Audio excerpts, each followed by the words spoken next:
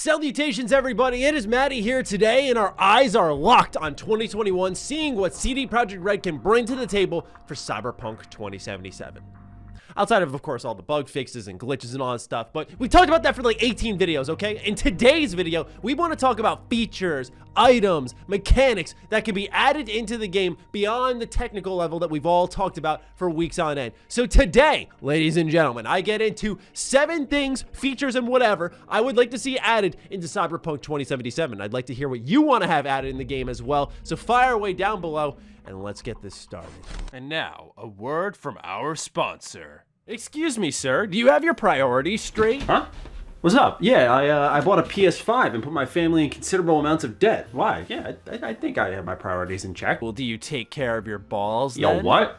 Nah, hold up. Nah, you don't say that to me, bro. Relax, please. Manscaped products will change your life. Out with the gifts that aren't going to be used, okay? Enough of those. In with the Manscaped gifts, whether it's the lawnmower or the weed whacker, even animals love it. And I'm sorry, but if animals are supporting taking care of your balls, then you should be as well. All right, not gonna lie, letting go of the PS5, that was a little bit more difficult than I anticipated. But when I saw my puppy come around to it, whole different ball game. Because whether it's the lawnmower for down low, or it's gonna be the weed whacker for up high, Manscaped has you covered. So if any of these products interest you, or you want to get maybe a belated Christmas gift for someone, then go ahead into the link in the description down below, click it, use the code Matty. Get 20% off your order, because not only are you getting great products that people are actually going to use, but also you're getting a good discount supporting your boy. So click the link in the description down below. Once more, that's code Matty. Get 20% off. And you know what?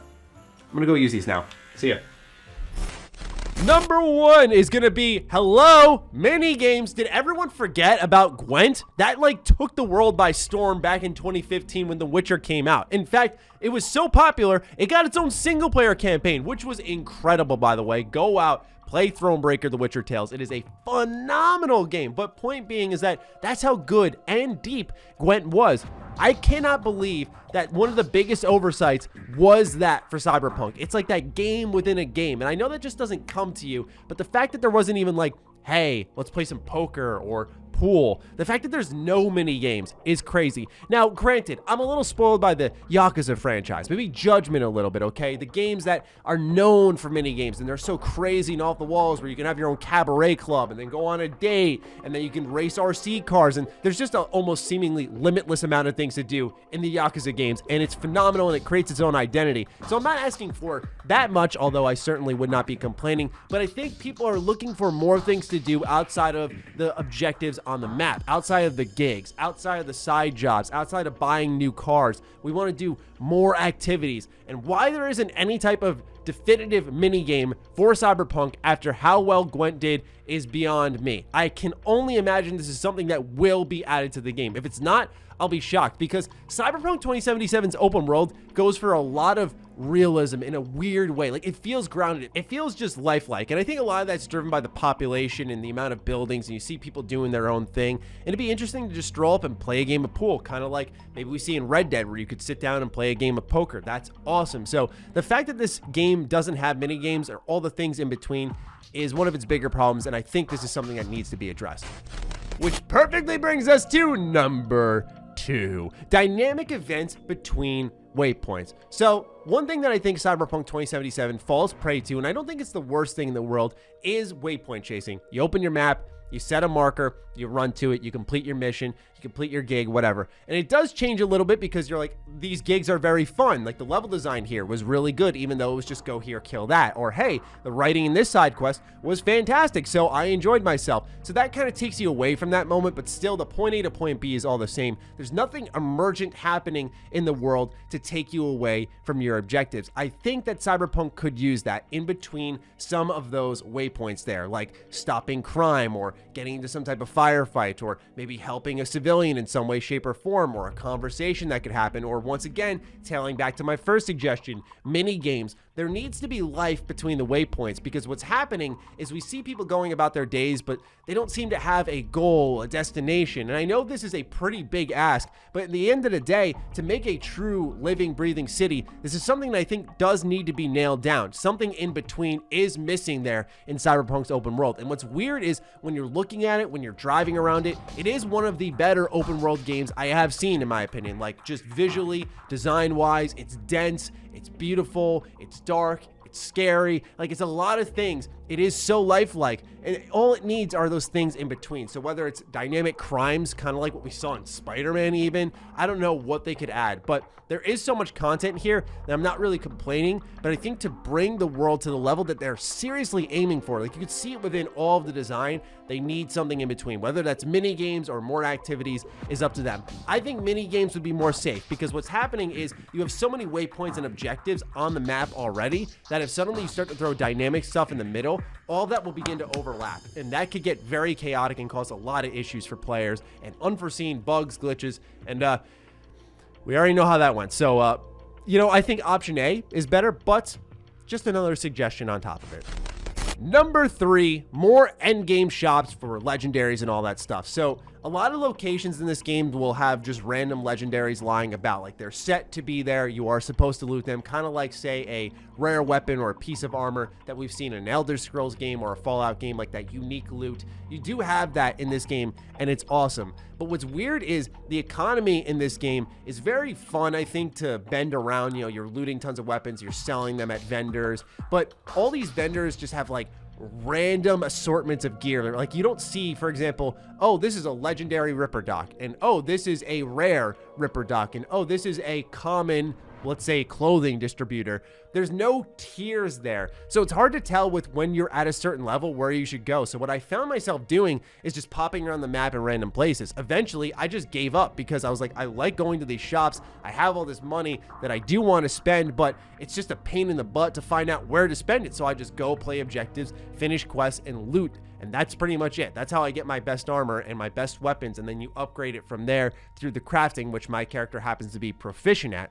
What I would like is either more colors for the icons on the map to tell you what exactly the vendor is selling, or what kind of rare tierity they are trying to distribute, or just in general having like a end game vendor who says, this is legendary only. Like, this is where you're going to get the top of the line stuff. Just not even have a quest, but like someone leads you there to this person who's they're like a black market distributor. And they're like, yeah, we got all the high end stuff here. It's perfect for you. And that's it. They don't need to over explain it. Just a place where you can get the best of the best stuff, because I find myself running around and it's very scattered and hard to track it down. Number 4, world interaction. It's weird because Cyberpunk has a somewhat interactive world, but maybe I'm just a little spoiled by Bethesda open world games where you can pick up any object. You can literally loot pretty much every single object you see, and they each have their own physics, and it's kind of crazy to think about. But in Cyberpunk, there's so many items on shelves that you can loot. But when I say interactive world, I'm thinking more along the lines of being able to order food, take a seat. Because once again, one of the major focuses with Cyberpunk is immersion. It ties back to what I was saying about Cyberpunk's world building and how exactly it does all these things to ground you in it. And I think one of the things that they go for is through the first person camera is putting you in the shoes of V. And one of the cool things that you'd be able to do is not just, of course, eating food. I know that's like the most unexciting thing maybe in a game, but a lot of people like to spend time in the world, and since Cyberpunk has so much content and stuff, it'd be cool to see the extra immersive additions to the game. But not only that, just being able to talk to other NPCs, even if it's like a brief 1-2 conversation. Like, it seems everyone who has a name is worth talking to, and those who are just called like citizens aren't. You know, I like, for all their flaws, Bethesda allow you to really communicate with anybody, and I think it helps because the protagonist was silent, so just it had to be them talking to you. But at the same time, I felt like it added a layer to the world that, you know, it wasn't telling you who to interact with. Everything from objects to people were interactable. That's probably an ask that will never get answered, but it's something I would really love to see. 5, nearing the end here, a mode which makes use of those foods and drinks. See, all of this list ties together. You probably thought I was crazy and I was like, I want to sit down and just have some food, man. But what if there was like a survival mode? Now I'm thinking a little bit of like Fallout 4, and I'll admit, somewhat Fallout 76 when it launched. They actually completely changed the game and took out any of the hunger and thirst debuffs and just gave you buffs for when you are fully fed and fully drank up on that water. But anyway, ladies and gentlemen, I was thinking to myself, that CD Projekt Red and Cyberpunk 2077 fall into this same hole that so many RPG developers do. They're like, here's 18 different medicines, here's 40 different foods, here's 13 different drinks, and guess what? You're not going to use a single one of them. So I would like a mode that would tell me that these are valuable, a survival mode of some kind, a new difficulty of some kind where sleep, food, drink do matter. I don't know. I just think that'd be really neat to see. It adds a little bit of longevity to the game. It adds a sense of replayability. I think it's exciting, gives people more of a reason to start up another playthrough. But more importantly, it's just that these items are, for me, just more money. I just sell them for eddies, and I don't think that's the point of them, because some of them do offer buffs, but they're like, oh, 5% more health. Real? I'm not going to use that. I got like 80 different healing items. I'm fine. So I would like to see a mode find purpose in these things. Or, you know, because here's the thing is some will say, oh, just do it in the base game. But then I think that overcomplicates things. And I know they want this accessible. So like a survival mode would be really cool to see. Not like you die if you don't eat enough or something, but, you know, debuffs start to sink in. You got to take care of V. I would like that personally. And of course, with what's happening to V throughout the main story, no spoilers here, I think that can make a little bit of sense on why you want to take good care of her or him. Number 6. Here we go, ladies and gentlemen. This is one that I think we can all agree on. Customizing your character again. Yeah, in a world where everyone's getting their arms ripped off and replacing them with like chrome bits, I would love it if I could actually replace what my character looked like at any point in time. From my haircut, to my face, to my body, everything. I want to be able to redo my character when I want to. Because here's the thing, right now as it stands, transmogrification is not in Cyberpunk. And for those who don't know what transmog is, it means you keep the stats of your items, but you can at least change how they look visually so that you look a little cooler. And everything about Cyberpunk just tells you you're going to look like an idiot from point A to point Z, no matter how you go about it. It's all about those stats. And at least if I could change how I looked visually, right? At least if my character looked cool, or if I got into the game world and thought, that's not what I expected my V to look like. I would love to be able to go into a store and change that. I'm so surprised this was another oversight, but at the same time, I'm going to take a guess that it's because everything is in first person for the most part, that they probably were thinking, you're going to see yourself in your inventory. That's about it. Who cares how stupid you look? I do. We all do. Let us change how we look.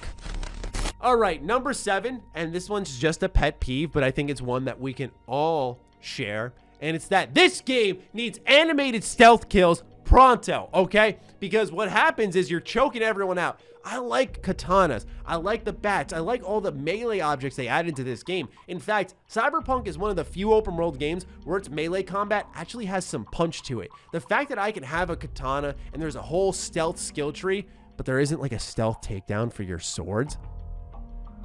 What?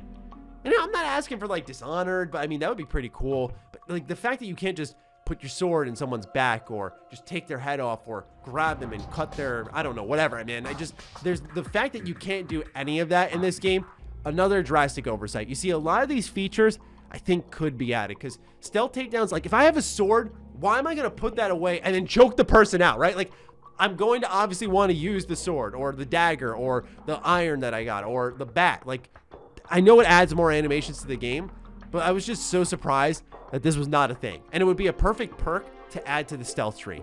I'm so surprised it's not there, but it's something I am dying to see, and I hope they do add because I played mostly stealth. When I wasn't stealthing, I was using my tech weapons, but I tried to stealth my way through most of the level to eliminate all the enemies. I would just love to see this.